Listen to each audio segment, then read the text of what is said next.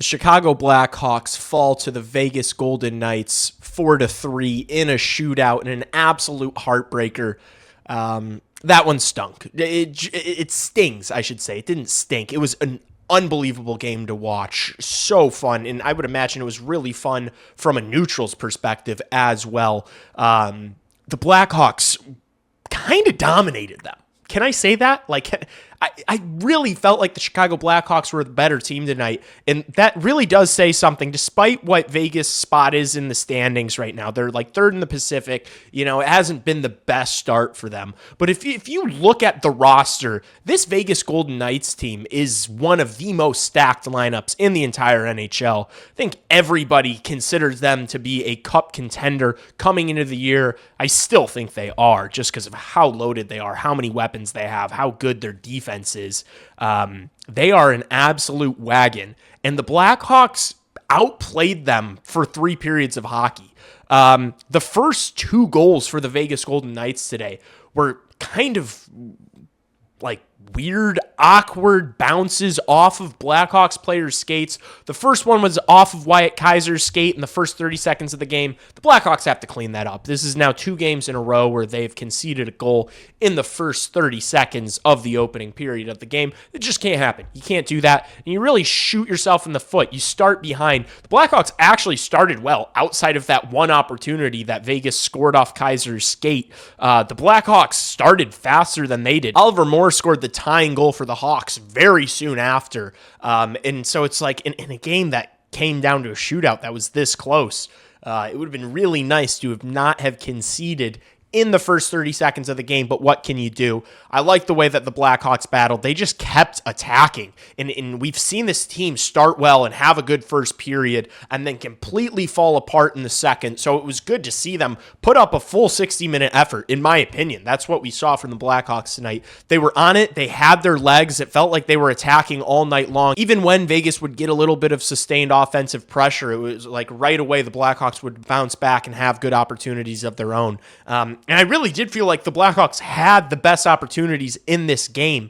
In whichever opportunities Vegas did have, Spencer Knight was making the save. Spencer Knight was fantastic tonight. He was, 893 tonight. That does not tell the tale of how good Spencer Knight was tonight. He made 3 or 4 A+ unbelievable saves, specifically that one in overtime, the Eichel 2-on-1 with Hanifin when he dished it over to Hanifin last second. Hanifin had a wide open net. Somehow Knight gets across, has the pad there, has the glove there, and makes the save. I couldn't believe it. Acrobatic, whatever superlative, whatever adjective, however you want to describe Spencer Knight, he was on it tonight. And when Spencer Knight's on it, is he one of, if not the best goaltender in the world? Like, that's how he's played this year. He's been that good, obviously in the Vezina conversation, especially if the Blackhawks are able to get in the playoffs this year. I think if the Blackhawks get in the playoffs this year, Spencer Knight will run away with the Vezina. I mean, he has been absolutely unbelievable, bailing these young defensemen out, and the defenseman had some really sloppy plays tonight. I thought Artem Levshunov, God bless him, I'm not going to spend too much time on it. He was atrocious tonight. Artem Levshunov was really bad tonight. Made some really questionable plays. It felt like he was out there for all of the best chances for Vegas. He'll be better. I'm not tweaking about it. Artem Levshunov's had some really good games as of late, but this is what you get with Artie. Sometimes you just, the Artie moments, you're going to get Artie moments, and we got a lot of Artie moments tonight. He also almost took Jason Dickinson out of the game permanently with, high sticking his own player. Haven't seen that in a while. Not Artie's night, but every time these young Blackhawk defensemen would make a mistake, it felt like Spencer Knight was there to bail them out every single time. We were saying in chat tonight, thank you, Mr. Knight. We were saying thank you, Mr. Knight, every 5 minutes because it felt like that's how often Spencer Knight would make a big save. He's just a monster back there. And so it's just very nice knowing that the Blackhawks, coming out of this rebuild, building this team for the future, that they have a bona fide elite star netminder in Spencer Knight. It's a beautiful thing. Connor Bedard, what do you want me to say? What do you want me to say? This game had Jack Eichel and Mitch Marner in it. Connor Bedard was clearly the best player on the ice for both teams. Connor Bedard was the best hockey player on the ice tonight, he's just so dominant. And I've grown to just I'm not shocked by it anymore. Like that goal, I reacted. I screamed. It was unbelievable just because I was so happy. It was, the go ahead goal. I'm not surprised anymore. This is what I've come to expect from 98. He is a true superstar. He's proving that he is already one of the best players in the world. To me, it's unfathomable that Canada would not take this guy to the Olympics. I mean, he's already one of the best players in the NHL. And he's not just like a cookies merchant. Like, it's not like he's one of these guys who's just kind of like a passenger, and when he gets it, he's got great hands and he's got a great shot so he can make stuff happen. He is so dialed in. He is so hungry on pucks. He is the furthest thing from a passenger. He is all over the puck every time he's on the ice. His teammates know to feed him. And that goal, just dancing on Shea Theodore and then ripping it upstairs, high blocker on Carter Hart. That was one of my favorite goals I've seen Connor Bedard score. But it was not shocking. It was unbelievable. Actually, it wasn't unbelievable. I need to stop using that word for Connor Bedard because I believe it. I'm watching it every night. He is dominating play every single night. He's dominating these games. Every time he's on the ice, it's just chance after pass, after toe drag release, after pass, after saucer, after backhand, after toe drag release. He is unstoppable right now. And I'm just going to start betting Connor Bedard 2+ points and Connor Bedard 3+ shots on net every single night because it's going to pay out. It's going to pay out because he's just unstoppable. And I can't believe this is my life. I can't believe that this is the cornerstone piece. I really do think that Connor Bedard is going to be the greatest Blackhawk of all time. I do. And I think this team's going to win Stanley Cups. Just the way that they are competing and playing with some of the best teams in the league right now. This you could not comprehend this last year, this type of performance against a team like this. Same thing with the Anaheim game. Like the idea this team last year goes down 3-0 to a team. It's over. It felt like that team, even if they were up a goal, they were never in the game. Now it's like this team can score at will sometimes.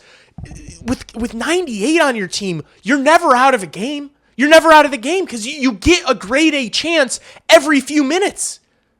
When you get to play 98 for over 24 minutes like he played tonight, you get so many opportunities to score. And it just feels like this, I don't know, man. This team feels like this team's pretty good. It feels like it's a good team. And it's like we've half the guys that we've been drafting over the past few years are at the NHL level.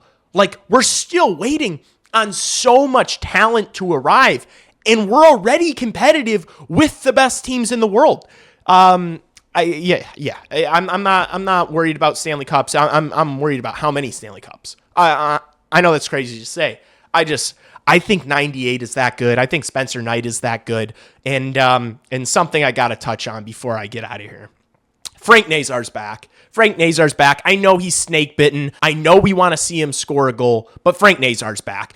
After the injury against Calgary, the speed difference was noticeable, right? He wasn't getting in behind defensemen. He wasn't going to the dirty areas and winning puck battles as much.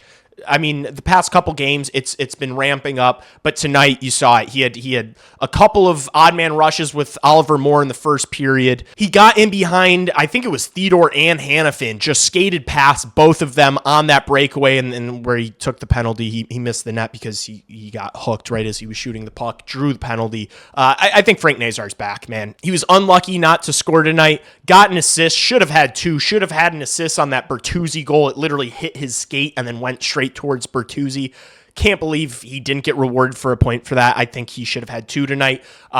But yeah, great to see him and Moore start to have some success. Jeff Blashill was just talking about how he wants to keep playing those two together because he thinks over the course of the season, their speed together on a line will start to yield some success. And so it's great to see them have success tonight. I thought they were the best line. I thought they were the best duo too in the first period of tonight's game. It felt like they had like 3 or 4 amazing chances in that first period. And that's what we want to see, right? When this Blackhawks team has a first line with Connor Bedard doing wizardry and sorcery every time he's out on the ice, and then you roll over the second line with Nazar and Moore, who are just attacking you, blitzing you with speed all night long, that's a really annoying 1-2 punch that other teams have to deal with.